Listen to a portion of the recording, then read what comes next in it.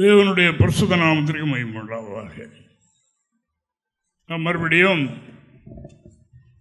இந்த கர்த்தருடைய நாளாகிய பரிசுத்த நாளை காணவும், இந்த நாளிலும் கர்த்தருக்குள்ளாக நாம் மகிழ்ந்து கழிவுற தேவனுக்கு தந்த மேலான கிருபைக்காக ஆண்டவரை ஸ்தோத்திரிக்கிறேன். இந்த நாட்களில் சந்தோஷம், சமாதானம் இவைகளை அனுபவிக்க மக்கள் எத்தனையோ வழிகளை தேடுகின்றார்கள், எவ்வளோ தேடுகின்றார்கள். அந்த சந்தோஷம் அனித்தியமான ஒரு பாவ சந்தோஷம். அவைகள் கொஞ்ச நேரம் தோன்றி அப்படியே மறைந்து போகிறது என்று நாம் காணுகின்றோம்.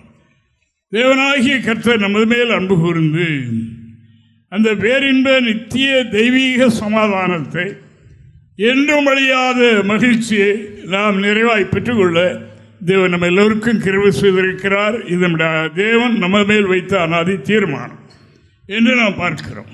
பரிசுத்தவான்களுடைய வரலாறுகளை நாம் வேதத்தில் பார்க்கும்போது, அவர் என் தாயின் கர்ப்பத்தில் இருக்கும்போது என்னை அழைத்தார், தாயின் கர்ப்பத்தில் இருக்கும்போது இதற்கென்று என்னை தெரிந்து கொண்டார் என்றெல்லாம் அங்கே எழுதுகிறதை நாம் காணுகின்றோம். அதுபடினால் நம்மையும் அநாதி காலத்திலேயே நான் உருவாக முன்னமே உருவாகி உலகத்தில் பிறப்பிக்கப்படுவதற்கு முந்தையே ஆண்டவர் நம்மை இதற்கென்று அழைத்திருக்கிறார், இதற்கென்று தெரிந்து கொண்டார்.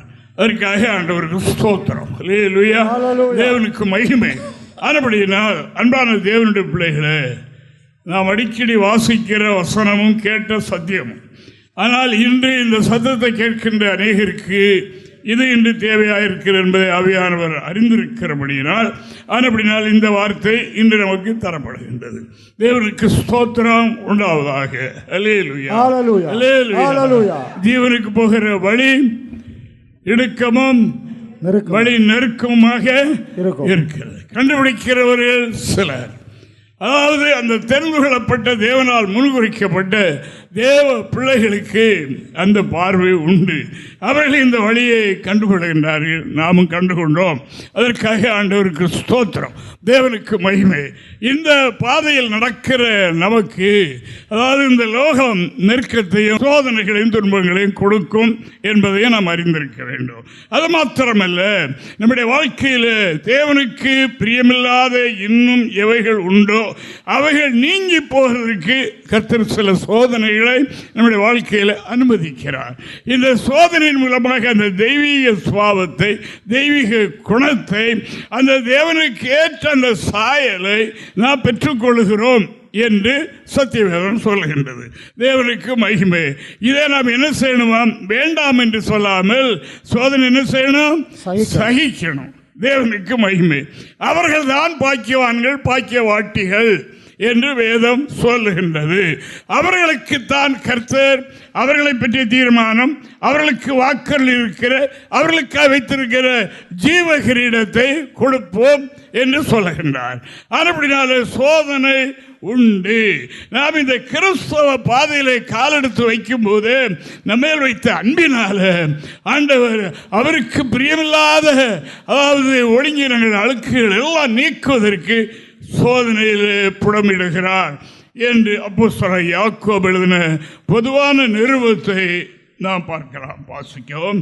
யாக்கோபு எழுதின பொதுவான நிருபம் 1ஆம் அதிகாரம் 12வது வாக்கியத்தை வாசிக்கலாம். சோதனையை சகிக்கிற மனுஷன் பாக்கியவான், அவன் உத்தமன் என்று விளங்கின பின்பு கர்த்தர் தம்மிடத்தில் அன்பு கூறுகிறவர்களுக்கு வாக்குத்தத்தம் பண்ணின ஜீவ கிரீடத்தை பெறுவான். சோதனை இல்லை என்று சொல்லவில்லை. சோதனை என்ன செய்யணுமா? சகிக்கணும். சகித்தவரவன் எப்படி வழங்கப்படுகிறான்? உத்தமனாகிறான். சோதனை சகிக்கிற மனிதன், அவனிலே தேவன் அன்பு கூறுகிறார், அவனும் அந்த அன்புள்ளவனாக இருக்கிறான். அவனுக்கு ஜீவ கிரீடத்தை கொடுப்போம் என்று வாக்குறுகின்றார். தேவனுக்கு மகிமை. அல்லேலூயா, அல்லேலூயா. பாக்கியவான்களாய் பாக்கியவாட்டிகளாய் மாற தேவன் நம்ம ஒவ்வொருவருக்கு வைத்திருக்கிற ஜீவ கிரீடத்தை பெற நாம் செய்ய வேண்டிய காரியம் என்ன? சோதனை வேண்டாம் என்று சொல்வதில்லை. சோதனை என்ன செய்யணும்? சகிக்கணும். ஆண்டவர் அவர்கள் சொல்லுவாங்க, விரலுக்கு தக்கதான் வீக்கம் என்று சொல்லுவார்கள். ஆனபடினால தேவன் அவரவர்களுடைய அளவுக்கு தக்கதான் சோதனையை தருவார். அதை என்ன செய்யணும்? சகித்து கொள்ள வேண்டும் என்று இறைவாக்கு சொல்லுகிறது. அதற்காக தேவனுக்கு மகிமை. அந்த சோதனையினால நமக்கு வருகிற முக்கியமான காரியம் என்னென்றால், நம்மில் இருக்கிற ஆத்திரம், அவசரம், குணக்கேடுகள் இவைகள் எல்லாம் அதனால நீங்கி போய்விடும் என்று அதை யாக்கோபு எழுதின பொதுவான நிருபம் யாக்கோபு 1:2-3 வசனங்கள். என் சகோதரரே, நீங்கள் பலவிதமான சோதனைகளில் அகப்படும் போது, என் சகோதரனே, சகோதரியே, நீ அதிக பலவிதமான சோதனையில் அகப்படும் போது உங்கள் விசுவாசத்தின் பரீட்சையானது, விசுவாச பரீட்சை இது. இதுல தான் அந்த சோதனை நேரத்தில் தான் நம்முடைய விசுவாசம் தராசில் வைத்து அங்கே இங்கே ஆடுகிறது போல் இருக்கின்றதா, ஒரே லெவலில் நிற்கிறதா என்று பரிசோதிக்கிற ஒரு இடம். ஆனபடினால அதாவது இந்த சோதனையின் மூலமாக நம்முடைய விசுவாசம் பரீட்சிக்கப்படும் போது வாசங்க பொறுமையை உண்டாக்கும் என்று அறிந்து அதை மிகுந்த சந்தோஷமாக எண்ணுங்கள். சந்தோஷமாக எண்ணுங்கள். இந்த சோதனையில் நமக்கு கிடைக்கிறது என்ன? பொறுமை. பொறுமை ஆகிய இதுதான் ரொம்ப முக்கியமான குணமா இருக்கிறது. பாலை காய்த்து அதில் வெண்ணெய் எடுப்பதற்கு, மோராக்குவதற்கு அது என்ன செய்வாங்க? மத்து கொண்டு கடைவாங்க. கடைந்து கடைந்து கடைந்து அந்த பாலில் அந்த வெண்ணெய் தனியாக மேலே வந்துடும், மோர் கிளம்பும். அப்போ அதை கை கொண்டு அரித்து அந்த வெண்ணெய் தனியாக எடுத்து நெய்யாக்குறார்கள் என்று நாம் காணுகின்றோம். இது அதாவது அந்த மோரை கடைந்து கடைந்து கையெல்லாம் கடுத்து போகும் இல்லவா? அந்த வெண்ணெய் திரண்டு வரும்போது என்ன சொல்லுவாங்க? பொறுமை இழந்து மற்ற இடத்து பானையை ஒரே அடி அடித்து உடச்சு போடுவாங்க, வச்செல்லாம். அதே மாதிரி இந்த ஆவிக்குறி ஜீவியத்திலேயும் இந்த உலக வாழ்க்கையை கர்த்தர் நம்மை ஆசீர்வதிக்க நாம் பாடுபட்டு பிரயாசப்பட்டு காத்திருந்து கர்த்தருடைய வேலைக்காக காத்திருந்து நோக்கி கொண்டே இருந்து வரும்போதும் கொஞ்சம் லேட் ஆகும்போது அதில் பல நெருக்கடிகள் வரும்போது என்ன ஆகிவிடுகிறது? பொறுமை இழந்தது. அதற்காகத்தான் கர்த்தர் நமக்கு என்ன செய்கிறார்? உபத்திரவத்தை தருகின்றார். அல்லேலூயா, அல்லேலூயா. இந்த உபத்திரவத்தை சகிக்கும் போது அதில் மிகுதியான பலனை நிச்சயமாய் பெற்றுக்கொள்ள முடியும். நாம் எந்த நெருக்கத்தில் இருந்தாலும் சரி, நமக்கு என்ன வேணும்? பொறுமை வேணும். பொறுமை வேணும். எது நடந்தாலும் சரி, நடக்கட்டும், பார்ப்போம். கர்த்தர் இருக்கிறார். நம்முடைய வாழ்க்கையில் என்ன தோல்வி, என்ன மன கஷ்டத்துக்குரிய என்னென்ன காரியங்கள் நிகழ்கிறதோ இதில் நமக்கு என்ன வேணும்? பொறுமை வேணும். இதன் மத்தியிலே நாம் மட்டுமல்ல, இந்த சோதனை மத்தியில கர்த்தர் நம்மோடு உண்டு. கடல்ல கொந்தளிக்க சீடர்கள் பயணம் செய்யும் போது இயேசு அங்கேதான் தலைநோயில் படுத்திருக்கிறார். இவருடைய விசுவாச அளவு என்ன என்று பார்ப்பதற்காக அவர் அங்கேதான் படுத்திருக்கிறார். படுத்து செய்கிறார். போய் எழுப்புகிறார். ஐயரே, மடிந்து போகிறோம். மடிந்து போகிற நமக்கு கவலை இல்லையா? அவரை பற்றி கவலைப்பட நாங்கள் மடிந்து போகிறோம் என்று சொன்னார்கள். ஆண்டவர் எழும்பி, அற்புத சுவாசிகளை ஏன் சந்தேகப்பட்டீர்கள்? தைரியமாக உடனே கை நீட்டினார். காற்றும் கடலும் அமர்ந்து போயிற்று. வாழ்க்கையில் எவ்வளவு கொந்தளிப்புகள், எவ்வளவு புயல்கள், எவ்வளவு சூழல்கள், நெருக்கடிகள் ஏற்படுகிறதா? பொறுமைக்கு ஒரு அளவு உண்டல்லையான்னு சொல்வார்கள். அளவு கிடையாது. அந்த அளவெல்லாம் இறைவனுடைய கருத்தில் இருக்கிறது. அவர் பார்த்து கொண்டே இருக்கிறார். ஏழ்கை தாண்டும் போது அமர்த்தி போடுவார், அவைகளை அகற்றி போடுவார். அன்பான தேவனுடைய பிள்ளைகளே, சோதனையை சகிக்க. அதைத்தான் யாக்கோபு புதிய ஏற்பாட்டில் அவர் எழுதும் போது என்ன எழுதுகிறார் பாருங்க. அதாவது சபையாருக்கு அவர் சொல்லிக் கொடுக்கிறார், யோபின் பொறுமையை கவனித்து பாருங்க என்று அங்கே எழுதுகிறது. நாம் இங்கே பார்க்கிறோம். வாசங்க யாக்கோபு 5:11. ஐயோ, பொறுமையா இருக்கிறவர்களை பாக்கியவான்கள் என்கின்றோமே. யோபின் பொறுமையை குறித்து கேள்விப்பட்டிருக்கிறீர்கள், கர்த்தருடைய செயலின் முடிவையும் கண்டிருக்கிறீர்கள். யோபினுடைய பொறுமையை பார்த்திருக்கிறீர்கள், கேள்விப்பட்டிருக்கிறீர்கள். கர்த்தருடைய முடிவு செயலை பார்த்து அவர் எவ்வளவு பொறுமை, அதை நான் பின்னால பார்ப்போம். தேவனுக்கு மகிமை. ஆனபடினால யோபின் பொறுமையை கேள்விப்பட்டிருக்கிறீங்க, கர்த்தருடைய செயலையும் கண்டிருக்கிறீர்கள். அவர் எதுவரைக்கும் பொறுமை இருந்தது? சிலுவையின் மரண பரியந்தம் அப்படி இருந்தாராம். பிதாவின் சுத்தத்தை நிறைவேற்ற தேவனுக்கு நம்ம ஒவ்வொருவரை பற்றியும் பிதாவின் சுத்தம் உண்டு. அப்படினால அந்த சுத்தத்தை நம்மிலே நிறைவேற்றுவதற்கு ஆண்டவர் என்ன எதிர்பார்க்கிறார்? பொறுமை நமக்கு வேணும் இல்லையா? பொறுமை இழந்து விட்டால் அந்த சுத்தத்தை நிறைவேற்ற முடியாது. அப்படினால இயேசு கிறிஸ்து பிதாவின் சுத்தம் நிறைவேற்ற அவர் மரண பரியந்தம் கீழ்ப்படிந்து அந்த சோதனையின் வழியாகவே சென்றார். ஆனபடியினால் தேவனுடைய பிள்ளைகளை நம்முடைய வாழ்க்கையிலேயும் உபத்திரவம் துன்பங்கள் உண்டு. இது கர்த்தர் இருக்கிற அன்பு. ஆண்டவர் நம்மை உயர்த்துவதற்கு செய்கிற கிரியைகள் என்கிறதை அறிந்து அதை என்ன செய்யணுமா? சகிக்கணும். அது வாயில பேசாம உள்ளத்தில் எரிச்சல் பட்டாலும் போச்சு. ஆனால் அதுக்கு தான் யோபு ஒரு பெரிய உத்தமன் அல்லவா? அவரை குறித்து கர்த்தர் தானே சாட்சி கொடுத்தார். கர்த்தர் தான் சாட்சி கொடுத்தார். அதை முறியடிக்க சாத்தான் பிரயாசப்பட்டான். சொல்லுகிறீர்கள் அல்லவா?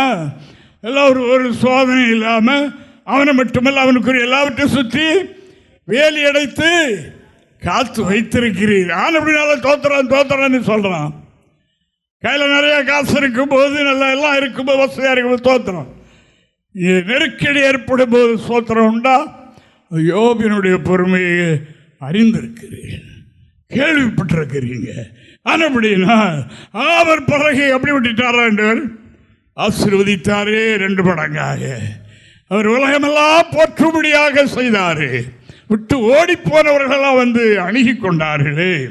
அப்படினால் நம்முடைய வாழ்க்கையிலேயும் இப்படி ஆன நாள் இப்படி ஆயிற்று என்று எண்ண வேண்டாம். ஆண்டவர் சொல்லியிருக்கின்றார், நீங்கள் தாயோ பிள்ளையோ இழந்தால் எத்தனை மடங்கு? 100 மடங்கு. ஒன்றை இழந்தால் 100 மடங்கு தருவேன் என்று சொல்லியிருக்கிறார். தேவனுக்கு மகிமை. ஆனபடியால் நம்மை ஆசீர்வதிக்கத்தானே ஆண்டவர் இந்த வழியிலே நம்ம நடத்துகிறார். சோதனை சகிக்கணும். அதுவே 4 இடத்துல சொல்ல மூக்க சிந்த அப்படியெல்லாம் ஒன்று இல்லாமல் அப்படியே அருமை சோதனை ஒரு இடத்துல நான் இன்று சம்பாதித்தேன் சொன்னார். யாரிடத்தில் நான் சொல்லவில்லை, யாரிடத்திலும் சொல்ல மாட்டேன் என்று சொன்னார். தேவனுக்கு மகிமை. என்னத்தை தனக்கு இருக்கிற ஒரு நெருக்கடி போராட்டம், இதை நான் யாருக்கும் சொல்ல மாட்டேன், சொல்லவில்லை என்று சொன்ன அதுதான் பொறுமையை சகிக்கிறது. தேவனுக்கு என்று ஒரு நாள் நான் விடுதலை பெறுவேன். என் மீட்பர் என்னோடு இருக்கிறார். இந்த வருஷம் ஒரு முக்கியமான மீட்பின் வருஷம், என்னுடையவர்களை மீட்கும் வருஷம் என்று ஆண்டவர் சொல்லி இருக்கின்றார். காத்திருக்கிறவர்களுக்கு மீட்பு கொடுக்கும் காலங்கள் வந்து கொண்டிருக்கின்றது. அருமையானவர்களே, வெண்ணெய் திரண்டு வரும்போது தாலியை உடைத்தது போல நம்முடைய வாழ்க்கை இல்லாமல் சகித்து போவோம். இதுவரைக்கு எடுத்துக்கொண்ட பிரயாசங்கள், இதுவரைக்கு நாம் பண்ணிய ஜபங்கள் எல்லாவற்றிற்கும் பலன் உண்டு. பலன் உண்டு என்று இறைவாக்கு சொல்கிறது. அதற்காக ஆண்டவருக்கு நன்றி. சங்கீதக்காரன் என்ன சொல்கிறார் பாருங்க. 40வது சங்கீதம் 1 முதல் 1, 2, 3 வசனங்களை நான் படிக்கும்போது அவர்களுடைய வாழ்க்கையில் எல்லாம் ஏற்பட்டது பாருங்க. எல்லா தவறுகள் எல்லாம் செய்வதற்கு சூழலை நெருக்கிச்சு பாருங்க. ஆனால் அவர் என்ன சொல்லுகிறார்? கர்த்தருக்காக பொறுமையுடன் காத்திருந்தேன் என்று சொல்லாமல் பொறுமையோடு காத்திருந்தேன். அவர் என்னிடம் வாசிங்க. கர்த்தருக்காக பொறுமையுடன் காத்திருந்தேன். அவர் என்னிடமாய் சாய்ந்து என் கூப்பிடுதலை கேட்டார். பயங்கரமான குழியிலும் முளையான சேற்றிலும் இருந்து என்னை தூக்கி எடுத்து என் கால்களை கன்மலையின் மேல் நிறுத்தி என் அடிகளை உறுதிப்படுத்தி நமது தேவனை துதிக்கும் புது பாட்டை அவரின் வாயில். பழைய பாட்டு எல்லாம் போயிட்டு அல்லேலூயா அல்லேலூயா. பழைய பாட்டு வாழ்க்கை இப்படி ஆயிட்டு நெருக்கடி பிரச்சனை துன்பம் பாடு. அந்த பழைய பாட்டெல்லாம் போயிட்டு என்ன பாட்டு வந்துட்டு புதிய பாடு. எப்போ? கர்த்தருக்காக பொறுமையுடன் காத்திருந்தேன். வாழ்க்கையில உள்ள அனுபவம் யோபுக்கு எடுத்தாலும் அது ஒரு பெரிய அனுபவம் தானே. எவ்வளவு பெரிய துன்பங்கள் பாருங்க. யோனத்தான் இடத்துல சொல்லும் போது மரணத்துக்கு எனக்கும் ஒரு அடி தூரம் தான் இருக்கிறது, உங்க அப்பா எப்போ என்னை கொண்டு விடலாம் என்று அவர் புலம்பினார். ஆனால் அவருக்கு உண்டு அந்த நெருக்கடி. கவர்மெண்டே இதுக்கு முப்படையும் அவரை துரத்துகிறது. ஆனால் அவர் ஒரு மனிதன், அவருடைய கைக்குள்ள 40 பேர் இருக்காங்க. அவங்கெல்லாம் கடன்பட்டவங்க, கைவிடப்பட்டவங்க, ஒன்றுக்கும் தகுதி இல்லாதவர்கள், உலகத்தில் ஒன்றுமில்லாதவர்கள் அவரோடு இருந்தார்கள்.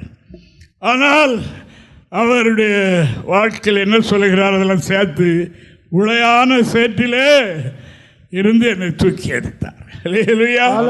எப்போ கர்த்தருக்காய் காத்திருந்த எனக்கு, நமக்குத்தானே இது எழுதி தந்திருக்கிறது. அவர்களுடைய வாழ்க்கையோடு மங்கி போகாமல் இருக்க, மறந்து போகாமல் இருக்க, அதாவது இப்படி எழுதி வைத்திருக்கிறார். என்னுடைய வாழ்க்கையில் இப்படிப்பட்ட உழை போன்ற, அதாவது ஒரு சகதியில் தண்ணியில் முழுகினால் தூக்கி எடுத்துடலாம். உளையான சேற்றுன்னா போய்கிட்டே தான் இருக்கும், போய் எடுக்க முடியாது, போகிறவன் அமிழ்ந்து போயிடுவான். அப்படிப்பட்டதான் உழை. ஒரு காலத்து ஒரு காலத்துக்கு கீழே போக வேண்டிய மேலே வராது. அப்படிப்பட்ட உலையிலிருந்து அவ்வளவு பெரிய இதில் விடுதலைக்கிறார். காரணம், கர்த்தருக்காக பொறுமையுடன் காத்திருந்தேன். அன்பான தேவனுடைய பிள்ளைகளே, அன்பான தேவனுடைய பிள்ளைகளே, காத்திருக்கிறோம். நம்ம எல்லாம் காத்திருக்கிறோம். நானும் காத்திருக்கிறேன்.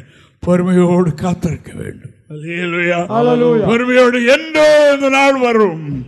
ஆண்டவரே, என்று அந்த நாள் வரும். விடுதலை நாளை நோக்கி யோபு காத்திருந்தார் அல்லவா? அப்படினால் அந்த நாளுக்காய் காத்திருந்தார்கள் பரிசுத்தவான்கள் எல்லாம். அப்படி நாள் கடந்து வந்திருக்கிற அன்பான தேவனுடைய பிள்ளைகளை, இன்று நம்முடைய உள்ளத்தில் பதிக்க வேண்டிய வார்த்தை, பொறுமையோடு காத்திருக்க வேண்டும். யார் யார் பொறுமையோடு காத்திருக்கிறார்களோ அவர்களிடத்தில் தேவன் சார்ந்து, அவர்களுடைய சார்பிலே தேவன் சேர்ந்து அவளை தூக்கி எடுப்பார். அப்புறம் அவர்களுக்கு அந்த நெருக்கம் வருகிறது இல்லை, அப்புறம் பேருவாங்க. பாருங்க, இந்த இங்கிருந்து நான் ஒன்று மேலே அனுப்புனா ஒரு குறிக்கப்பட்ட வரைக்கும் தான் போகும், அப்புறம் கீழே வந்துடும். அதுக்கு மேலே போயிட்டோன்னா அப்புறம் கீழே வராது. அங்கே உள்ள ஆரண சக்தியில் அது மேலே அங்கே போயிடும். அதே வண்ணமாக இந்த நாளில் நாம் அறிய வேண்டிய காரியம் என்ன? இறைவனுக்காய், கர்த்தருக்காய் காத்திருக்கிறவர்கள் பழைய பலன் அல்ல, புது பலன் அடைந்து கழுகளை போல சற்று எடுத்து எழும்புவார்கள். பறவையிலே பெரிய உன்னதத்துக்கு பறக்கிறது கழுகுதான். அப்படினால் கர்த்தருக்காக காத்திருக்கிறவன் உன்னத வரைக்கும் பறப்பான். அப்படிப்பட்ட ஒரு வாக்கு தத்துவம் நமக்கு இருக்கிறது. அன்பான கர்த்தருடைய பிள்ளைகளே, பொறுமையோடு காத்திருங்க. இந்த சத்தத்தை கேட்டுக்கொண்டிருக்கின்றவர்களே, இந்த ஆராதனையில் லைவில் இருக்கிறவர்களே, கேளுங்கள். உங்களுக்கு கொடுக்கப்படுகிற வார்த்தை என்னவென்றால், கர்த்தருக்காக பொறுமையுடன் காத்திருக்கிறவர்கள் புது பலன் அடைவார்கள். அவருடைய வாழ்க்கையில் இருக்கிற பொறுமையற்ற ஜீவியங்கள் மாறி போய்விடும். தேவனுக்கு பொறுமை இழந்துதானே பெற்றுக்கொள்ள கை கொண்டு எடுக்கக்கூடிய நேரம் வரும்போது தவறி போகிறது. அவைகளை இழந்து போகிறது அப்பா தானே. தேவனுக்கு மகிமை. அது வரைக்கும் கர்த்தர் பாராதவர் போல நமக்கு தெரியும். ஆண்டவர் நம்முடைய காரியங்களை பார்க்கவில்லையோ, நம்முடைய ஜெபத்தை இறைவன் கேட்கவில்லையோ என்ற எண்ணம் வரும். இறைவனுடைய காரியம், அவருடைய கர்த்தருக்காய் நாம் பொறுமையுடன் காத்திருக்க வேண்டும். நான் கர்த்தருக்காய் காத்திருந்தேன். அவர் என்னிடமாய் சாய்ந்து கூப்பிடுதலை கேட்டார். உளையான சேற்றிலிருந்து என்னை தூக்கி எடுத்தார்.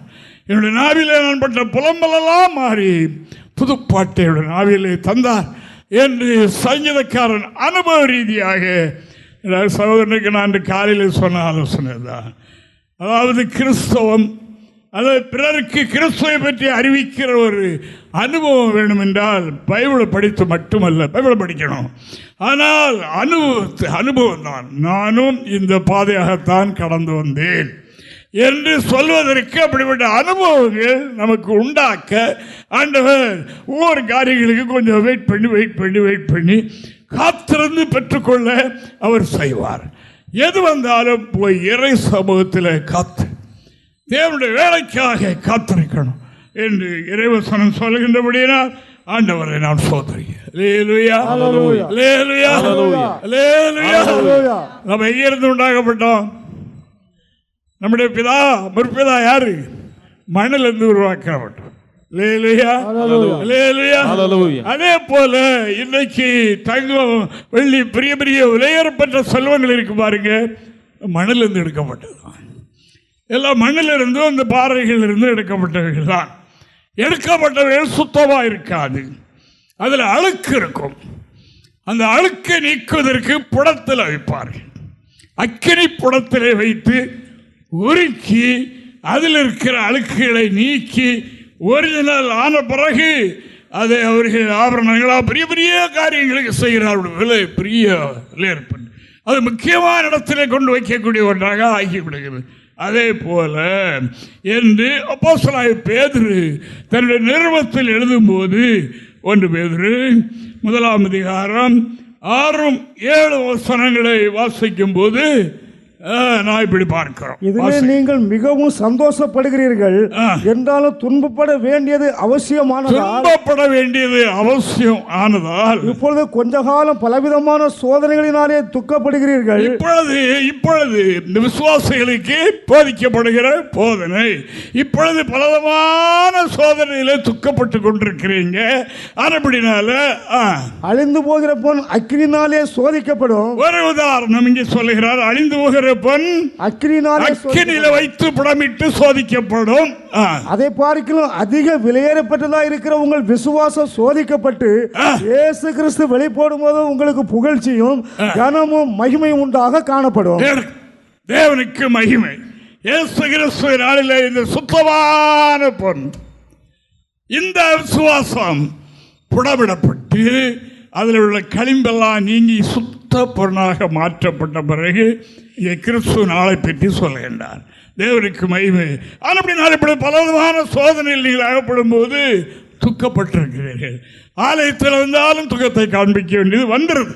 ஏன்னால் நம்முடைய துக்கம் அவ்வளவுக்கு இருக்கும். நாம் துக்கத்தை காண்பிக்க கூடாது என்று இருந்தாலும் வந்து விடுகின்றது. அது மனித இயல்பு. ஆனால் ஒரு நாளை நினைவுங்கள். அதற்காக இந்த பாதையில் நீங்கள் வலதுபுறம் இடதுபுறம் சாஞ்சிடாதீங்க. ஆனபடியால் இதில் நீங்கள் முன்னேறிக்கொண்டே இருங்கள். ஆனால் ஒரு நாள் வருகிறது, கிறிஸ்துவினால். ஆமென், அல்லேலூயா. அந்த சுத்த பொன்னங்கே கிறிஸ்துவ நாளில் என்னத்தெல்லாம் கொண்டு வருமா? கொஞ்சம் கூட கடைசியில் அந்த வசனத்தை விடுங்க, வாசத்தை விடுங்க. தேவனுக்கு மகிமை, புகழ்ச்சியும் கனமும் மகிமையும் உங்களுக்கு உண்டாக்கத்தான் இந்த சுத்திகரிப்பு இப்ப நடக்கு. தேவனுக்கு மகிமை, அப்படி ஒரு மகிமை நாள் இருக்கிறது. அந்த மகிமைக்கு ஈடாக இங்கே உலகத்தில் ஒன்றும் கிடையாது. என்னத்தில் அவன் சொல்லுங்க, பொன்னாட போத்துவாங்க, மாலை கொண்டு போடுவாங்க, என்ன போடுவாங்க, எல்லாம் துறதிக்கு போடுறது. அந்த புகழ்ச்சி நீங்க அது புகழ்ச்சி. சோதனை சகிக்கிறவர்களுக்கு இவ்வளவு பெரிய ஆசீர்வாதம் வைக்கப்பட்டிருக்கிறது என்று வேதம் சொல்கின்றது. பாஸ்டர் இருக்கும்போது இருக்க வரைக்கும் சொல்லுவாங்க, அவங்க வேலை பார்த்த காலத்திலே கூட ஒரு பையன் வேலை பார்த்த பையன், அவங்க அப்பா தங்காசாரி. அப்போ பாஸ்டர் கேட்டிருக்காங்க, உங்க அப்பா இப்படி ஊதிக்கிட்டே இருக்கிறாரு, எது வரைக்கும் ஊதுவார்? உள்ள தங்கம் கிடக்கு, அது உருகி தண்ணியாக நிற்குது, இப்போ தண்ணியாக நிற்குது. அப்போ எதற்கு ஊதுகிறார்? எது வரைக்கும் ஊதணும்? அந்த பையன் என்ன சொல்கிறான்னா, அது அந்த தங்கத்தில் ஊதும்போது கொஞ்சம் அழுக்குன்னு இருந்தாலும் அப்பாவுடைய முகம் அதில் தெரியாது. இந்த முகம் அங்கே தெரியணும். இவருடைய முகம் அந்த தண்ணியில் தெரிஞ்ச உடனே தண்ணி விட்டு அடைச்சிடுவாங்க. அப்புறம் அது வேறு இடத்துக்கு மகிமைக்கு போயிடும். மகிமையான பொருள்கள் செய்வதற்கு அது கொண்டு போகப்படும். ஆனபடியால் எதுவரை கூதுவார் என்றால், எங்கள் அப்பாவுடைய முகம் அந்த தங்கத்தில் இறங்கி நிற்கிற அந்த தங்க தண்ணியிலே அவருடைய முகம் கிளியராப்பட்டால் அழுக்கும் பொழுது நீங்கிட்டு. அந்த படம், இந்த சோதனை எது வரைக்கும்? கிறிஸ்துடைய சாயல் நம்மில் வரைக்கும். இப்பொழுது நாம் எல்லாம் கர்த்தருடைய பிள்ளைகள் ஆயிட்டோம். பரிசுத்தாய் பெற்ற எல்லாரும் தேவனுடைய பிள்ளைகள் தான். மறுபடியும் பிறந்தாச்சு, என்ன வளரணும் இல்லை, பிறந்திருக்கிறோம். இப்பொழுது தேவனுடைய பிள்ளைகளாக இருக்கிறோம். ஏனைய விதமா இருப்போம் என்று இன்னும் வெளிப்படவில்லை, இன்னும் சரியா வெளிப்படலை. ஆயினும் அவர் வெளிப்படும் போது அவரை இருக்கிற வண்ணமாய் அவரை போல் இருந்து தரிசிக்க போகின்றோம். ஆமென், ஹல்லேலூயா, ஆமென், ஹல்லேலூயா, ஆமென். அதுவரைக்கும் அவர் ஊதுவார். அதுவரைக்கும் இந்த காற்று நமது படும். இந்த சோதனை நமக்கு உண்டு. இதில் விலகிடக்கூடாது. விலகினா அந்த அழுக்காத்தான் இருக்கும். இதிலிருந்து தான் நம்ம இருக்கிற அழுக்கள் பொறுமையற்ற ஜீவியம் பல விதமான சூழல்கள் அவன் நம்பிக்கையெல்லாம் மாறும். இதை விட்டுட்டு இந்த புடமிடுதலை விட்டு மாறிட்டோம் என்றால் ஒன்றும் அதற்கு மதிப்பு கிடையாது. தங்கங்கள் இருக்கு, நிறைய கலப்படம் உள்ள தங்கம் இருக்கு, மற்ற எல்லா தங்கமும் இருக்கு, மற்ற ஒரிஜினல் தங்கமும் இருக்கு. இப்போ நீங்கள் ஒரு தங்க கட்டியை கொண்டு தங்காசாரிட்ட காட்டுவீர்கள் என்றால் அவர் இங்கே ஒரிஜினல் ஒன்று வைத்திருப்பார். இது கல்லில் உரசுவார், அதையும் உரசுவார். இதில் எத்தனை மாசு கலப்படம் சேர்ந்திருக்குன்னு உடனே சொல்லுவார். உடனே அந்த தங்கத்தை பார்த்து விட்டு சொல்லுவான், இதில் இவ்வளவு மாசு கலந்திருக்கு, மாற்று கலந்திருக்கு என்று சொல்லி இதனுடைய ரேட்டு இவ்வளவுதான், இது ஒரிஜினல் என்று சொல்ல முடியாது, அழுக்கு. அறமுடினால் அருமையானவர்களே, கிறிஸ்துவின் நாளில் நமக்கு புகழ்ச்சியும் கனமும் மகிமையும் உண்டாக செய்வதற்கு இறைவன் இந்த சோதனை வழியாக நம்ம நடத்துகின்றார். சோதனை வேண்டாம் என்று சொல்ல வேண்டாம். இந்த சோதனை மத்தியிலே இறைவன் கர்த்தர் நம்மோடு உண்டு. இந்த யாத்திரையில் இறைவன் நம்மோடு கூட இருக்கிறார். இது அறியாமல் தான் அனைவரும் குதித்து விழுந்து போய்விடுகின்றார்கள். அந்த காலத்தில் எங்களை வழிநடத்தினவர்கள் சொல்லியிருக்கின்றார்கள், உள்ளே உரலுக்குள் கிடக்கிறது வரைக்கும் அது குத்தி குத்தி அது வெளுத்து கொண்டே இருக்கும். அந்த அரிசி எவ்வளோ விளக்கிறதோ அவ்வளவுக்கு அதுக்கு மதிப்பு உண்டு, விலை உண்டு. குதித்து மற்ற வழி அந்த அந்த உரல் கிடக்கிறது அடி இது தாங்க முடியாது, வெளியே குதித்து விழுந்துட்டுனா என்ன செய்யும்? காக்கா குருவியெல்லாம் வெளியே ரெடியாக நிற்குது, பறக்கிட்டு பேர் கொண்டு போய்விடும். அப்படினால் உரலுக்குள்ளே அந்த அடியை வாங்கிக்கொண்டு அந்த குத்தை வாங்கிக்கொண்டு உள்ளே கிடக்குமானால் தீட்டப்பட்டு நல்ல ஒரு ஸ்டேஜில் தான் அள்ளி பார்க்குறது. உடனே எவ்வளோ விலை கேட்டாலும் சொல்லி கொடுத்து வாங்கிப்போம். அருமையான தேவனுடைய பிள்ளைகளை, நமக்கு கடைசியில் ஒரு அவார்டு இருக்கிறது. என்ன? புகழ்ச்சி, கனம், மகிமை. மறிக்கிறது எல்லாருக்கும் ஒரே கனம் கிடையாது. இதை நாம் மனசில் வச்சுக்கணும். உயிர்த்தெழுதல் எல்லாரும் ஒன்று போல் உயிரோடு எழும்புவதில்லை. அவனவன் தன் வரிசையில உயிர்ப்பிக்கப்படும். முதற் பலன் கிறிஸ்து ஒருவர் மரித்து உயிரோடு எழும்பி இருக்கிறார். எனவே அடுத்த உயிர்த்தெழுதல் தன் வரிசையிலே மகிமைக்கு மகிமை வித்தியாசமாக இருக்கிறது போல, நட்சத்திரத்துக்கு நட்சத்திரம் வித்தியாசமாக இருக்கின்றது போல இங்கே உண்டு ஆவிக்குரிய ஜீவியம். எவ்வளவுக்கு சோதனை சகிக்கிறோமோ அவ்வளவுக்கு நம்முடைய உள்ளத்தில் நம்ம மேன்மை உண்டு. கேட்க வேண்டாம், கேட்கறதுனால யாருக்கு கிடைத்து விடாது, ஜீவிக்கத்தான் செய்யணும். தேவனுக்கு மகிமை. கிறிஸ்தவ ஜீவியம். கிறிஸ்தவம் என்றல்ல, கிறிஸ்தவ ஜீவியம். அந்த ஜீவியம் நம்மள வேணும் என்று வேதம் சொல்லுகின்றது. தேவனுக்கு மகிமை. சோதனை சகிக்கிற மனிதன் மனுஷி பாக்கியம் உள்ளவர்கள் என்று இறைவன் சொல்லுகின்றபடினால் தேவனுக்கு மகிமை செலுத்துகிறார். இரண்டாவதாக எபிரேயர் நிருபம் 2ஆம் அதிகாரம் 18வது வாக்கியத்தை வாசிப்போம். அவர் சோதிக்கப்பட்டபடியினால் என்னவா? சோதிக்கப்படுகிற மனிதனுடைய மனநிலை எப்படி என்று அவருக்கு அந்த மனிதனுக்கு தெரியும். இதெல்லாம் அவர் செய்ய வேண்டியதில்லை. அவர் முழுமையான தேவன். அவர் செய்தது அத்தனை நமக்கு பாடம், நமக்கு கற்றுத்தந்த ஒன்றைத்தான் அவர் நடப்பித்து காண்பித்தார் என்று வேதம் சொல்லுகின்றது.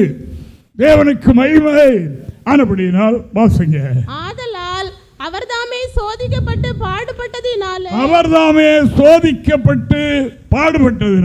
அவர் சோதிக்கப்படுகிறவர்களுக்கு உதவி செய்ய வல்லவராய் இருக்கிறார். தேவனுக்கு மகிமை. இல்லைன்னா அவருக்கு வல்லமை கிடையாதா? உண்டு. ஆண்டவராகிய தேவன் ஒரு மனிதன் ரட்சிக்கப்படணும், ஞானஸ்நானம் பெறணும், ரட்சிக்கப்படணும், பரிசுத்த ஆவி பெறணும். என்னென்ன செய்கிறத போதனை மட்டுமல்ல, இன்றைக்கு போதிக்கிற நிறைய இருக்காங்க. போதனை மட்டுமல்ல, அவர் முதலாவது நடப்பித்து காண்பித்தார், தன்னுடைய வாழ்க்கையில் அதை செய்து காண்பித்தார். இன்று இவ்வளவு செய்து கூட குழந்தை ஞானஸ்தானம் பெரிய கிறிஸ்தவ ஸ்தாபனங்கள் செய்து கொண்டிருக்கிறது. அல்லேலூயா, அல்லேலூயா. அவர் செய்து காண்பித்த பிறகும் அவர்கள் இன்னும் குழந்தை 3 சொட்டு தண்ணி தொட்டு தள்ள வச்சு போயின்னு சொல்லதை இன்னும் எல்லா பாவத்தையும் செய்து கெட்டு போகிறது. தேவனுக்கு மகிமை. அருமையானவர்களே, நாம் தெளிவுடையவர்களாக இருக்கணும். நாம் தெளிவுடையவர்களாக இருக்கணும். மற்ற வெளியுள்ள சரக்குகளை இங்கே கொண்டு வர வேண்டாம். தேவனுக்கு மகிமை. நாம் வேதத்தை மட்டும்தான் கவனிப்போம். சுவாமி காண்பித்த வழியைத்தான் நாம் பின்பற்றுவோம். வேறு ஒன்றை நாம் பின்பற்ற மாட்டோம். அவர் தாமே சோதிக்கப்பட்டு பாடுபட்டபடியினால் சோதிக்கப்படுகிறவர்களுக்கு உதவி செய்ய வல்லவராயிருந்தார். ஆமா, ஆனபடினால் நீங்களும் சோதனை சகிக்கணும். சோதனை வேண்டாம் என்று சொல்ல வேண்டாம். பசியாக இருக்கும்போது பசியாக இருக்கிற ஒரு மனிதனுக்கு எவ்வளவு கஷ்டம் இருக்கும் என்ற பதம் உனக்கு தெரியும். வாழ்க்கையில் வருகிற ஒரு சோதனையின் மத்தியில் நீ எவ்வளவு தவிக்கிறாய், அப்போ அந்த மனுஷனுடைய அப்படித்தான் இருப்பான். அவனுக்கு இறங்க முடியும். இல்லாவிட்டால் சோதிக்கப்படுறவர்களுக்கு உதவி செய்ய முடியாது. தேவனுக்கு மகிமை. ஒரு பையன், நாங்கள் ஒரு காரியத்துக்காக ஒரு இடத்துல சில மாதங்கள் தங்கியிருந்தோம். அங்கே அந்த இளைய பையன் தாயார் கூப்பிட்டார், உனக்கு என்ன பசிக்கலையாடா, மணி 12 தாண்டி இருக்குது, இன்னும் சாப்பிட வரலையே, பசிக்கலையா உனக்கு? அவன் தாயிட்ட என்ன கேட்குறான்னா, பசினா எப்படிம்மா கேட்குறேன். பசினா எப்படி இருக்கும்? பசினா எப்படி சொல்லிக் கொடுக்க? பசி தெரியாமல் வளர்ந்தவன். தாய் அவ்வளவு இதாக வளர்த்து என் பிள்ளை இப்படி கொடுக்கணும்னு இருக்கணும், இப்படி இருக்கணும், பல போற்றவர்களுக்கு உண்மைதான், அது இருக்க வேண்டியதுதான். அப்படியே அந்த தாய்க்கு இருந்தது. இந்த மகனுக்கு பசிக்குமே, லேட் ஆயிட்டு அப்படி கொடுத்து வளர்த்ததுனால அவனுக்கு பசி என்றால் என்ன தெரியாது, குடும்ப கஷ்டம் என்றால் என்ன என்று தெரியாது, இது எப்படி நடக்கிறது என்றும் தெரியாது. தேவனுக்கு மகிமை. இந்த எவ்வளவு பெரிய காரியங்கள் நடக்குது, எப்படி நடக்குது தெரியாது, அனுபவம் இல்லைல்ல. தேவனுக்கு மகிமை உண்டாவதாக. அருமையான கற்றல் பிள்ளைகளை கவனியுங்கள். இதை வைத்து நீங்கள் மொத்தமாய் சந்தியுங்கள். குடும்பத்தை மட்டுமல்ல மற்ற காரியங்களை சந்தியுங்கள். ஆனால் இதில் அனுபவம் உடையவர்கள் தான் கேட்பார்கள். அப்பா, நீங்கள் இவ்வளோ பண்ணுறீங்களே, பண்டிகை வந்திருக்கு, இவ்வளோ செலவு என்ன பண்ணீங்க அப்படின்னு பொறுப்புள்ள பிள்ளைகள் அந்த தகப்பங்கிட்ட தாயிட்டு கேட்கும். மற்றதென்றால் எனக்கு அது சரியில்லை, இது சரியில்லை, அப்படி இல்லை, இப்படி இல்லை, இந்த சட்டையை எடுத்துகிட்டு வந்தீங்க, இந்த ட்ரெஸ்ஸை எடுத்து வந்தீங்க அப்படின்னாலாம் எங்கள் வீட்டில் இதெல்லாம் நாங்கள் செய்தவங்க. எங்கள் வீட்டில் நாங்கள் 9 பிள்ளைகள். தகப்பனார் ரொம்ப கஷ்டப்பட்டு வேலை செய்து வளர்த்தார். அவர் ராத்திரி டெய்லர்கிட்ட காத்து கிடந்து சட்டையை தைச்சி கொண்டு வருவார். இங்கே அவர் வர்றது வரைக்கும் காலையில் கோழி சட்டை போட்டு கோயிலுக்கு போகணும் அப்படின்னு அதைத்தான் எதிர்பார்த்திருக்கிறது. தகப்பனுடைய நிலைமை தெரியாது ஆனப்படினால எடுத்து பார்த்துட்டு, ஓ இதுவா, தூக்கி பட்ட மாதிரி பறக்கும், தூக்கி வீசுறது, அங்கே ஒரு வீசுறது, இங்கே ஒரு வீசுறது. ஏன் தெரியாது. அவர் என்ன செய்யறவர், ஒரு வேலை செய்து இத்தனை நபர்களையும் காப்பாற்றுகிறாரு. எப்படி இதை செய்தார் என்று அந்த பொறுப்பை கொஞ்சம் வாங்கி சுமந்து பார்க்காம அவர் அப்படி நானும் தான். ஆமாம், தேவனுக்கு மகிமை. அருமையான கர்த்தருடைய பிள்ளைகளே, அவர் தாமே சோதிக்கப்பட்டு பாடுபட்டபடியினால் சோதிக்கப்படுகிறவர்களுக்கு உதவி செய்ய வல்லவராயிருந்தார். சோதிக்கப்பட்டபடியினால். சோதிக்கப்படாதவர்கள் அதை செய்ய முடியாது, இருந்தாலும் செய்ய முடியாது. தேவனுக்கு மகிமை. அன்பான கர்த்தருடைய பிள்ளைகளே, நாம் நம்முடையவர்களும் நற்கிரிகளை செய்ய பழகட்டும் என்று நிருபத்தில் எழுதியிருக்கு. நற்கிரியை செய்யணும். ஆனபடினா வாழ்க்கையிலே பொறுமை உண்டாக. தேவனுக்கு மகிமை. நம்முடைய வாழ்க்கையில் பிறர் மனநிலை சோதிக்கப்படுகிறவர்கள், கவலையோடு இருக்கிறவர்களுடைய மனநிலை அறிய அந்த அனுபவம் நம்மில் இருக்க வேண்டும். சுவாமிக்கு அந்த அனுபவம் இருந்தது. தேவனுக்கு மகிமை. அவர் சோதிக்கப்பட வேண்டிய அவசியம் இல்லை. அவருடைய ஒரு பார்வை பார்த்தால் போதும், ஒரு வார்த்தை சொன்னால் போதும், அவ்வளவுதான். அவரை பிடிப்பதற்கு இவர்களெல்லாம் வந்தார்கள், கம்பந்தடியும் பிடித்துக்கொண்டு. என்னால் யூதர்கள் நாங்கள் சில நாட்டுக்கெல்லாம் போகும்போது பார்த்தோம், எல்லாம் ஒரே சாயலில் தான் இருப்பாங்க. ஒரே சாயலில் தான் எல்லாம் இருப்பாங்க. இயேசுவை தான் காட்டி கொடுக்க ஒரு ஆள் தேவைப்பட்டு, ஏன்னால் அவர் யூதர்களோடு நின்றார் என்றால் எல்லா முகம் ஒன்று போல தான் இருக்கும். இவர் தான் இயேசு என்று காட்டி கொடுக்க அங்கே ஒரு ஆள் தேவைப்பட்டு, அப்படி போல அப்படியே அவரை பார்க்க பிடிக்க போனார்கள். இயேசு நின்றார். யாரை தேடுகிறீர்கள், யாரை தேடுகிறீர்கள்? உடனே அவளுக்கு வல்லமை பாஸ் ஆகிட்டு அவ்வளோ ஒரு மயங்கி பொத்து பொத்துன்னு விழுந்து கிடக்கிறான். அவர் அப்படிப்பட்ட தேவன். ஹல்லேலூயா. அப்படிப்பட்ட தேவன். யாரை தேடுகிறீர்கள் என்னுடைய அந்த வல்லமை அவர் யாரும் பிடிக்க முடியாது. அவர் ஒப்பு கொடுத்தார். அவர் ஒப்பு கொடுத்ததனாலே அவர்களை பிடித்துக் கொள்ளுங்கள் என்று வல்லமை அடக்கி கொண்டு அவர் ஒப்பு கொடுத்தார். என்னால் அந்த வேலைக்கு அவர் போனத்தான் உலகத்துக்கு ரட்சிப்பு, அப்பதான் உலகத்துக்கு மீட்பு கிடைக்கும் என்று அவர் அறிந்திருந்தபடியினால் அவராகவே போடும். என்னை பிடிக்கிறது உங்களுக்கு அது உண்மையாக இருந்தால் என்னுடைய சீசர்களை போக விடுங்க.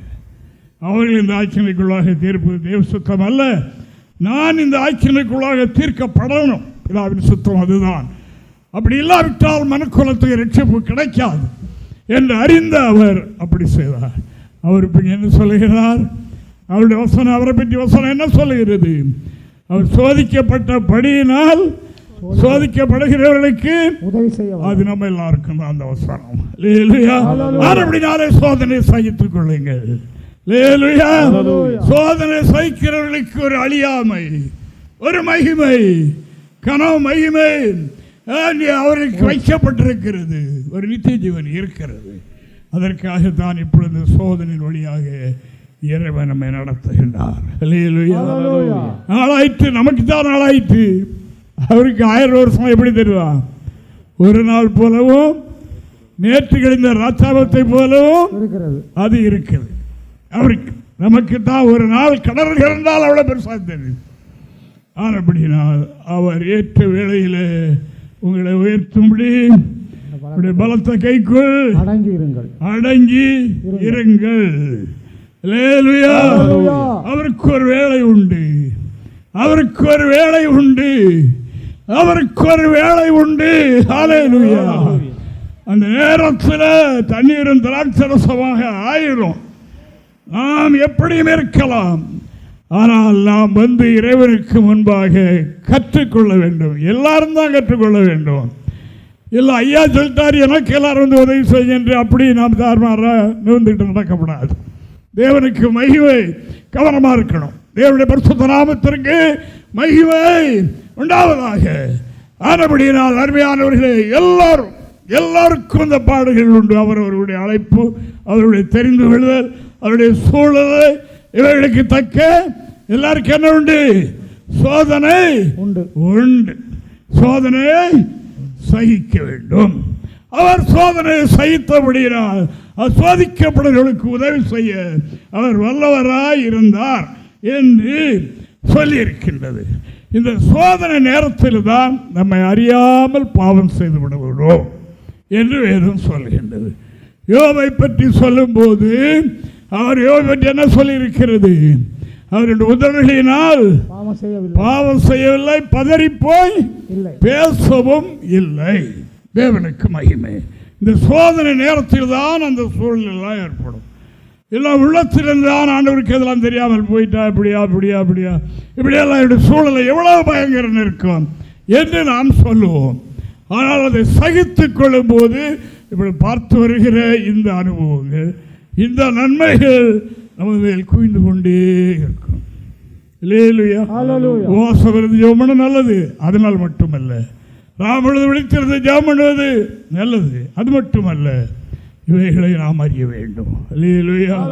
கிறிஸ்துவின் நிமித்தம் வருகின்ற பாடுகள், துன்பங்கள், இவைகளை சகிக்க சகிக்க தேவன் பலன் நமக்கு தருவார்.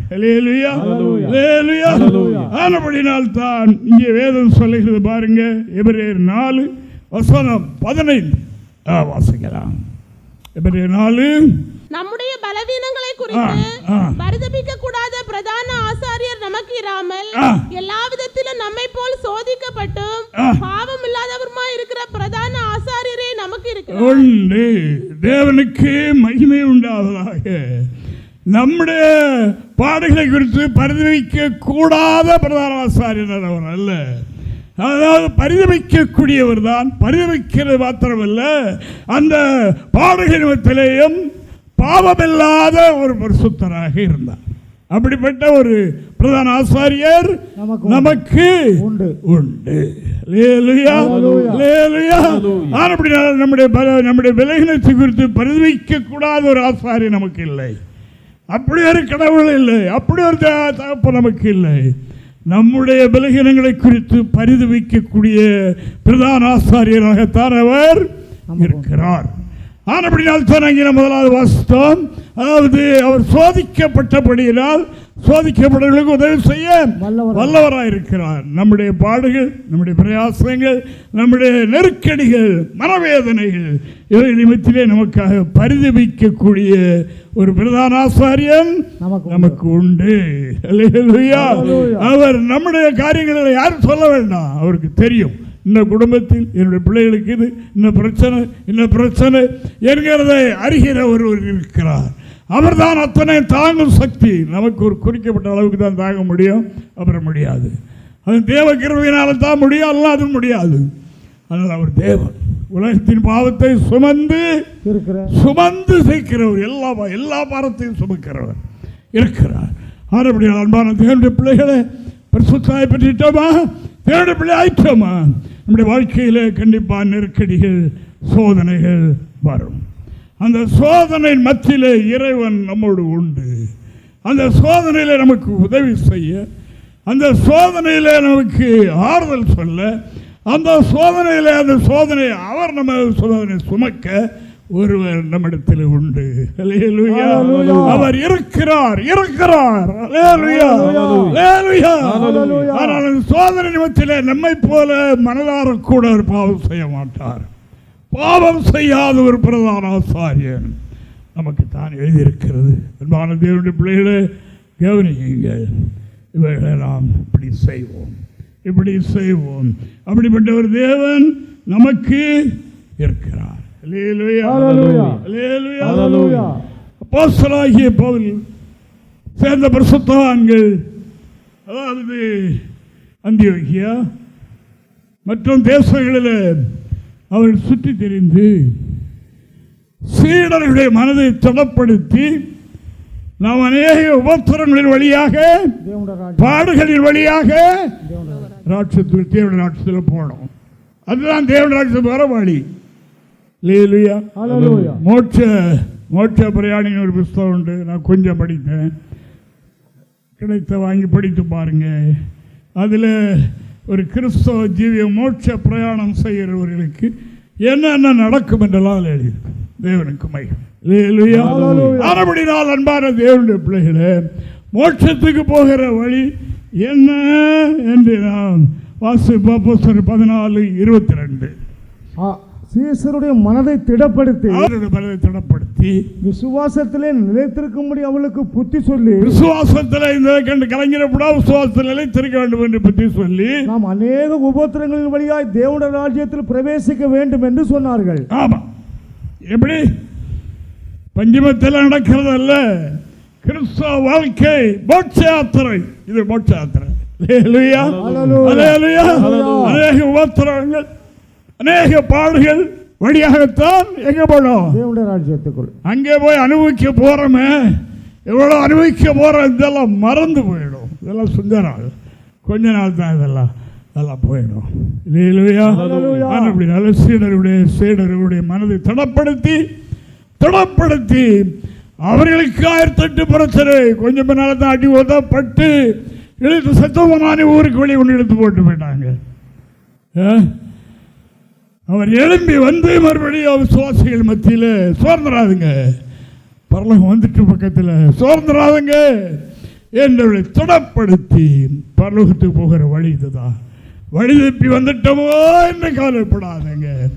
அருமையானவர்களே, இதுதான் நித்தியத்துக்கு போகிற வழி என்று இறைவாக்கு சொல்கிறதற்காக ஆண்டவரை நான் ஸ்தோத்திரிக்கிறேன். ஆண்டவராய் இயேசு கிறிஸ்து பிதாவின் சித்தத்தின்படி ஞானஸ்நானம் பெற்று பரிசுத்தாய் பெற்று அவர் வெளியே வந்தவுடனே என்ன ஆயிட்டு பாருங்க, அவரை சாத்தான் சோதிக்கும்படியாக பரிசுத்தாவியானவர் அவரை வனாந்திரத்திற்கு கொண்டு போனார். அப்படி எழுதி தேவனுக்கு மகிமை. மறுபடியும் பிறந்த பிறகு அடுத்த பாதை என்ன? சோதனை பாதை. அதில் தான் பிள்ளைகளுக்கு பரீட்சை இல்லாமல் பாஸ் பண்ணி நிறைய எல்லாம் கொடி பிடிக்கிறதெல்லாம் நடக்கும். பல இடங்களில் பரீட்சையே வைக்கப்படாது, பாஸ் பண்ணி விட்டுறணும். இல்லை, அந்த எக்ஸாமில் தானே இவர்களுடைய அனுபவம் தெரிய வர வேண்டும். அதுதானே ஒழுங்கு கூட. அதே மாதிரி தான் கிறிஸ்துவ வாழ்க்கை. வாசிங்க பார்ப்போம். தேவனுக்கு மகிமை. அல்லேலூயா. மத்தேயு 4ஆம் அதிகாரம் 1 முதல். அப்பொழுது இயேசு பிசாசினால் சோதிக்கப்படுவதற்கு ஆவியானவராலே வனாந்தரத்திற்கு கொண்டு போகப்பட்டார். இது போதும். தேவனுக்கு மகிமை. அப்பொழுது இயேசு பிசாசினால் சோதிக்கப்படுவதற்கு ஆவியானவராலே கொண்டு போறது யாரு? ஆவியானவர். நம்மையும் கொண்டு போவார் அல்லவா? நம்மையும் கொண்டு போவார் அல்லவா? அது வேண்டாம், ஐயோ உபத்திரம். அதனால கொஞ்சம் அந்த ஸ்பீடை குறைத்து, ஜெபத்தை கொஞ்சம் குறைத்து, கொஞ்சம் நாம கடவுளுடைய காரியத்தில் கொஞ்சம் பின்தங்கி இருந்து பார்ப்போம். அப்பா தான் நம்மளை விட்டு ஒதுங்கிறான் பார்க்கலாம். இதான் சாத்தானுடைய தந்திரம். பவுல் சொன்னார் அல்லவா, இந்த பாதையில், இந்த சோதனையின் பாதையில் சென்ற அவர்கள் மொத்தமா சொல்றார், சாத்தானுடைய தந்திரங்கள் நமக்கு தெரியாதவைகள் அல்லவே. எப்படி பண்ணிடுவான், அவனுடைய வேலை அதுதான். அப்படினால் அன்பானவர்களே, ஆண்டவராய் இயேசு கிறிஸ்து ஞானஸ்தானம் பரிசுத்தாய் பெற்றுக்கொண்ட உடனே பிசாசினால் சோதிக்கப்படுவதற்கு ஆவியானவரால், பரிசுத்தாவியினால் வனாந்திரத்துக்கு சோதனைக்கு உள்ள இடத்தை கொண்டு போனார். நம்மை அந்த பாதையில் தான் செல்லணும். சீசுடைய மனதை திடப்படுத்தி அநேக உபத்திரங்களின் வழியாக, அநேக சோதனையின் வழியாக பரலோகத்துக்குள்ள போடும். பரலோகத்துக்கு போகிற வழி அதுதான். தேவனுக்கு மகிமை. அந்த பிரகாரம் நாம் செய்வோம். உங்களுக்கும் உங்களிலும் என்னிலும் போராட்டம் உண்டு. அது தொடர்ந்தல்ல. இயேசு கிறிஸ்துவை அவன் பின்பற்றினான். இதுவரைக்கும் சோதனை எல்லாம் முடிந்து சோதித்து பார்த்தான். கொஞ்சம் அந்த சோதனையில் கேறவில்லை. நான் ஒரு வெளிப்படுத்தல் பார்த்தேன். அப்பொழுது ஒரு தேங்காயை ஒரு தெருவில் உருட்டி விட்டுட்டார். அந்த தேங்காயை கண்ட நாய்கள்லாம் ஓடி வந்தது. அதன் தேங்காயில் ஏதாவது ஒரு கீழல் வெடிப்பு ஏதாவது இருக்குதா, இருந்த நகத்தை கொடுத்து பிச்சு உள்ள இருக்க சாப்பிட்றோம் என்று அவர்களெல்லாம் பிரயாசம். ஒன்று வந்த உடனே பெரிய நாய்க்கூட்டமே இங்கே வந்துட்டு, ஆக மட்டும் பார்த்து மூஞ்சி வச்சு, நகத்தை வச்சு, காலை வச்சு பரண்டி, அது பூரணமாக இருந்தபடினால் அந்த சக்தியெல்லாம் ஓய்ந்து காலெடுத்து உருட்டி தொட விட்டுட்டு ஓடி. இதே ஒன்றமாக நம்முடைய ஆவிக்குரிய ஜீவியத்திலேயும் கோயிலுக்கு நான் வருவோம், ஜெபம் பண்ணுவோம், மற்ற எல்லாம் செய்வோம், இருக்கும். ஆனால் நம்முடைய உள் மனதில், உள்ளான மனிதனில் விசுவாசத்தில் கீறல் விழுந்து விட்டால், அதில் அவிசுவாசங்கள் விலகல்கள் வந்து விட்டால், அதையே பயன்படுத்தி அதை பிளந்து உள்ளருக்கு சாப்பிட பார்ப்போம். ஆனபடியினால் ஆண்டவராகிய தேவன் சோதிக்கப்பட்டோம் பாவமில்லாத பிரதான ஆசாரியர் ஒருவர் நமக்கு இருக்கிறார். ஆனபடினால அவர் நமக்கு எந்த சோதனை வந்தாலும் அந்த சோதனையின் மத்தியிலே நமக்கு உதவி செய்ய அவர் வல்லவராக இருக்கிறார் என்பதை மனதில் வைத்து தேவனுடைய பிள்ளைகள் உங்களிலே என்னிலே இருக்கிற பலகீனத்தை நாம் நீக்கிவிட்டு சோதனையை சகிக்க வேண்டும். இந்த பரீட்சை முடிஞ்ச உடனே அடுத்து மேலே போயிடுவோம். மேல் போயிடுவோம். போயிட்டு அடுத்தால நமக்கு பெரிய பதவிகள்லாம் கிடைச்சிடும். தேவனுக்கு ஸ்தோத்திரம். இதை நாம் அறிந்து கொண்டு நாம் முன்னேறணும். உங்களிலும் என்னிலும் போராடுகிற அந்த போராட்டம் ஒரு குறிக்கப்பட்ட காலத்திலே மாறிவிடும் என்று லூக்கா 4ஆம் அதிகாரம் 13வது வாக்கியத்தை நாம் வாசிக்கும் போது நாம் விவரணமாக பார்க்கலாம். சாத்தானுக்கு சோதனை எல்லாம் முடிந்த பின்பு, சாத்தான் தன்னுடைய சோதனை எல்லாம் முடிந்த பின்பு சில காலம் அவரை விட்டு விலகி போனான். ஆனபடினால் நம்முடைய விசுவாசம் உறுதியாக இருக்கிறது. அன்பான தேவனுடைய பிள்ளைகளே, சோதனையை சகிக்க வேண்டும். சோதனை சகிக்க முடியாத அளவுக்கு, ஒரு சின்ன பிள்ளையை நம்ம பரியாசம் பண்ணக்கூடிய அளவுக்கு கூட சில சந்தர்ப்பங்கள் இருக்கலாம். யோபு அப்படித்தானே, அப்படி தானே வேலைக்காரனு இவரை கண்டா நடுங்குவான். இப்போ அவர் கூப்பிட்டா டாட்டா காட்டிட்டு போயிட்டே இருக்கிறான். அதுதான் சொல்கிறாரு தேவனுக்கு மகிமை. அதாவது அவருடைய ஆதங்கம், அதாவது அவருடைய இது தாங்க முடியாமல் நண்பர்களெல்லாம் ஒன்று சொல்கிறான் இல்லையா, அது சொல்கிறார், நான் இருந்த நிலையில் இருப்பேனால் என்னுடைய வீட்டை காக்க இருக்கிற நாய்களுக்கு கூட சமானம் இல்லை. ஆனால் இந்த நாட்களில் என்னை இவ்வளோ அற்பமாக இணைகின்றார்களே என்று அவர் சொன்னார். அல்லேலூயா, அல்லேலூயா, அல்லேலூயா. நம்முடைய வாழ்க்கையில் சிலவர்கள் அப்படிப்பட்ட எண்ணங்கள் வந்து விடலாம். ஆனால் அது சகித்தால் நமக்கு வைத்திருக்கிற நன்மைகள் கிடைக்கும். நாம் அநேகருக்கு பிரயோஜனமானவர்களாக மாறிவிடுவோம். கர்த்தர் அந்த பகைமையில் மத்தியில் மறுபடியும் நம்மை புகழ வைப்பார் என்று ஆதியாகமம் 3:22-1-2. இந்த காரியங்கள் நடந்த பின்பு தேவன் ஆபிரகாமை சோதித்தார். எப்படி எனில் அவர் அவனை நோக்கி ஆபிரகாமே என்றார். அவன் இதோ அடியேன் என்றான். அப்பொழுது அவர் உன் புத்திரனும் உன் ஏகசுதனும் உன் நேசகுமாரனுமாகிய ஈசாக்கை நீ இப்பொழுது அழைத்து கொண்டு மோரியா தேசத்துக்கு போய் அங்கே நான் உனக்கு குறிக்கும் மலைகள் ஒன்றின் மேல் அவனை தகன பலியாக பலியிடு என்றார் என்று சோதித்தார்.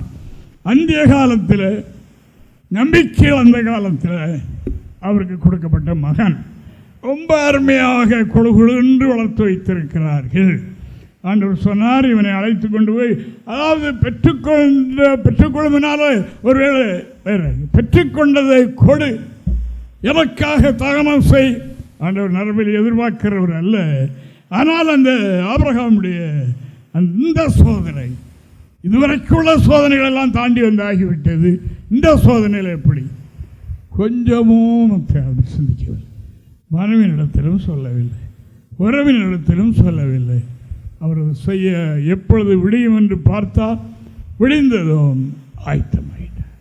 அவர் என்ன செய்தார்? மகனை பலி செலுத்திட்டார் என்று சொல்லிதான் அங்கே எபிரேய நிருபகர் தன்னுடைய நிருபத்தில் எழுதுகிறார். எபிரேயர் 11:17-19 வரைக்கும் வசனங்களை நாம் படிக்கும்போது அங்கே என்ன காண்கிறோம்? விசுவாசத்தினாலே ஆபிரகாம் தான் சோதிக்கப்பட்ட போது ஈசாக்கை பலியாக ஒப்பு கொடுத்தார். ஈசாக்கை பலி செலுத்து என்று சொல்லி சோதித்த போது ஈசாக்கை பலி செலுத்தினார் என்று தான் எழுதியிருக்கிறது. வாசிங்க. ஈசாக்கிடத்தில் உன் சன்னதி விளங்கும் என்று அவனோடு சொல்லப்பட்டு இருந்தது. இப்படிப்பட்ட வாக்குத்தத்தங்களை பெற்றவன் மரித்தோரிலிருந்து எழுப்ப தேவன் வல்லவராய் இருக்கிறார் என்று எண்ணி தனக்கு ஒரே பேரானவனே பலியாக ஒப்பு கொடுத்தார். மரித்தோரிலிருந்து அவனை பாவனையாக திரும்ப தேவனுக்கு மகிமை உண்டாவதாக. மகனை கொண்டு போய் 25 வருடத்துக்கு வரை காத்திருந்து பெற்றது. எல்லையால் பிள்ளை, அந்த பிள்ளை கிடைக்கும் என்ற விசுவாசம் எல்லா நேரத்தில் கிடைத்தது. இப்போ செல்லமாக வளர்த்து வச்சிருக்கிறாங்க. இப்போ அந்த பிள்ளையை கொண்டு போய் பலி செலுத்துவதற்கு அல்ல. ஆண்டவர் அந்த நரபலியை ஏற்றுக்கொள்ள மாட்டார், செய்ய மாட்டார். ஆனால் இவருடைய பெற்றாச்சுன்னு சொல்லி அதில் போயிட்டா, இதை சொன்னால் செய்ய அவனுக்கு இந்த சோதனையும் சகிக்க முடியுமா என்று உள்ளத்தை அறிவதற்காக. ஆமென். ஹல்லேலூயா. ஆமென். ஹல்லேலூயா. ஹல்லேலூயா. ஹல்லேலூயா. ஹல்லேலூயா. தகப்பனாகிய ஆபிரகாமையும் உங்களை பெற்ற சாராளையும் நோக்கி பாருங்கள். எழுதியிருக்கு. உங்களுக்கு இந்த நெருக்கடி எப்படிப்பட்ட சோதனைகள் வரும்போது யாரை நோக்கி பாருங்களோ, என்ன நோக்கி பாருங்கள் என்று சொன்ன ஆண்டவர் ஜீவனுள்ள சாட்சிகளாகி அவர்களை நோக்கி பாருங்கள் என்று சொன்னார். ஹல்லேலூயா. அவர் விசுவாசத்தினாலே ஈசாக்கை பாவனையாக பரிசில் மீண்டும் பெற்றுக்கொண்டார் என்று வேதம் சொல்கிறேன். சோதனையில் செய்தார். அந்த சோதனை சகித்துக்கிட்டு ஆண்டவரே என்று வீட்டுக்குள்ள இருக்கிற காலையில் ரெடி ஆயிட்டார். மான பரிசீலத்தை போறது. அவருக்கு என்ன தெரியும்? நம்பிக்கையிலான இடத்துல இந்த பிள்ளையை கொடுத்தார். அவனை இப்போ சாம்பல் ஆக்கி விட்டால் அந்த சாம்பல் வந்து அவர் எழுப்பிட முடியும் என்ற நம்பிக்கை அவருக்கு இருக்கு. ஒரு தடவை சத்தத்தை கேட்டார், திரும்பவும் ஜெபம் பண்ணி பார்ப்போம் என்று சொல்ல. தேவனுக்கு பயந்து, அதான் ஈசாக்குரிய பயபக்தி தேவன் எழுதி. ஈசாக்கும் அதாவது மற்ற பிள்ளைகள்னா எங்கள் அம்மாவுக்கு தெரியாமல் கொண்டு வந்து கொல்ல பார்க்கிறீரா என்று அவர் வயது காலத்தில் தள்ளி போட்டு ஓடிடும். ஏன்னா திடகாத்திரமான வாலிபன் அப்படி செய்யவில்லை. அப்பா அந்த போதனை கொடுத்து வச்சிருக்கிறேன், நம்ம கடவுள் இப்படிப்பட்டவருடா என்று சொல்லி அவன் அவனுடைய மனதில் இருந்தது. சொன்னார், மகனே இப்படி ஒன்றைத்தான் என்ன படியில் வேற கேட்டான். என்ன கேட்டார்? அப்பா பலி செலுத்துவதற்கு கத்தி இருக்கு, எரிக்கிறதுக்கு விறகு இருக்கு, மற்ற நெருப்பு இருக்கு, எல்லாம் இருக்கு, பலிமருக எங்கே என்று கேட்டான். எப்படி இருக்கும் பாருங்க, எப்படி வந்திருக்கும் இருக்கு, எப்படி வந்திருக்கும் பாருங்க. அவர் என்ன சொன்னார்? யெகோவா பார்த்துக் கொள்வார், யெகோவா ஈரே. அங்க தேவபுரத்தில் பார்த்தோம் என்று சொன்னார். தேவனுக்கு மகிமை. எவ்வளவு பெரிய காரியம் பாருங்க. இந்த சோதனையில பின்தங்குகிறானா, இருதயத்தில் மாற்றம் வருதா? ஒரு இரவு ஒரு பகல், ஒரு இரவு ஒரு பகல், 3 நாள் பயணம். 3 நாள் பயணத்தில் கடைசியில் அது ஒரு சலனம் வந்தா இல்லை. ஒட்டகத்தையும் வேலைக்காரர்களையும் மலையடி வாரத்தில் விட்டு இவர் மலையேற போகிறார் பையனை கூட்டிட்டு. என்ன சொன்னார்? நானும் பையனும் பலி செலுத்தி விட்டு திரும்பி வரத்தானே வருவேன் தானே சொல்லணும். வருவோம் எப்படி சொன்னார்? அதான் அந்த விசுவாசம். மகரத்தான பலி செலுத்த போறாரு. அங்கேயே போய் கொஞ்சம் வெயிட் பண்ணி ஏதாவது மாற்றம் உண்டான்னு பார்ப்போம், ஏதாவது மாற்றம் இருக்கிறதா என்று பார்ப்போம். ஒரு ஜெபம் பண்ணி பார்ப்போமே. அவரெல்லாம் தேவனுடைய சிநேகிதர்கள் அல்லவா, கூப்பிட்டா கர்த்தர் சொல்லுவாரு. தேவன் சொல்லிட்டார்.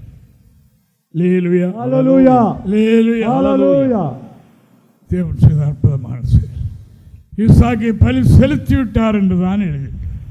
திரும்ப விசுவாசத்தினாலே பாவனையாய் பெற்றுக் கொண்டார். ஆமென், ஆமென். அன்பான தேவனுடைய பிள்ளைகளே, அதற்கு பிறகு அவருக்கு என்ன பேர் உண்டாயிற்று? விசுவாசிகளின் தகப்பன். இப்பொழுது நீ தேவனுக்கு பயப்படுகிறவன் என்று அறிந்திருக்கிறேன் என்று தேவன் சொன்னார்.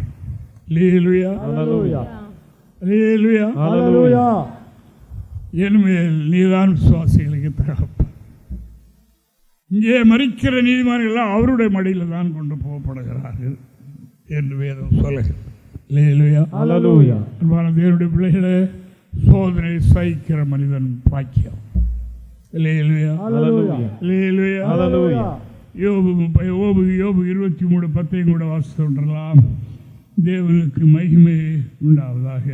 ஆனாலும் நான் போகும் வழியை அவர் அறிவார், அவர் என்னை சோதித்த பின் நான் பொன்னாக விளங்குவேன். போதும், சோதித்த பிறகு பொன்னாக அந்த நம்பிக்கையை தேவ மனிதர்களுக்கு இருந்தது. நீதிமானாய் பரிசுத்தவானாய் இருந்தாலும் அவனை சோதித்து தான் அறிகிறார் என்று 11ஆம் சங்கீதம் 5வது வசனத்திலேயும் நான் வாசிக்கிறோம். சங்கீதம் 11:5. கர்த்தர் நீதிமானை சோதித்து அறிகிறார், துன்மார்க்கனையும் கொடுமையில் பிரிமை உள்ளவனையும் அவருடைய உள்ளம் வெறுக்கிறது. துன்மார்க்கனை தூரத்திலிருந்து பார்க்கிறோம். தேவனுக்கு மகிமை.